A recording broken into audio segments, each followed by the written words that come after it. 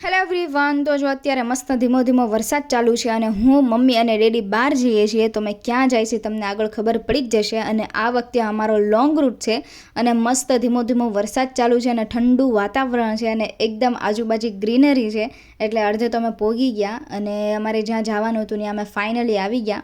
તો અમે આવ્યા છીએ અત્યારે અવાણિયા ગેબેન્સા પીરની દરગાહે.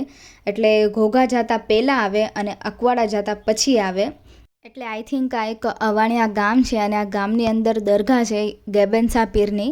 અને અહીંયા ક્રાઉડ બહુ નથી હોતો, પણ અહીંના ઉરસમાં બહુ જ ક્રાઉડ હોય છે અને બહુ મજા આવે એવું હોય છે. આ તમને આ જગ્યા જેટલી ખાલી દેખાઈશ ને એ તમને ત્યાં એટલી બી જગ્યા ખાલી ન હોય. અહીંના ઉરસમાં એટલી ગળદી હોય અને એટલો ક્રાઉડ હોય. અને ઘણીવાર અમે અહીંયા આવેલા છે, બહુ મજા આવે એવું હોય છે. અને જે ભાવનગરમાં રહેતા હશે એ અહીંયા આવ્યા જ હશે, કેમ કે આ બહુ જૂની દરગાહ છે અને બધા ઓળખતા જ હશે આ દરગાહને. આઈ થિંક ભાવનગરમાં રહેતા હશે એ, મને એટલો બધો ખ્યાલ નથી.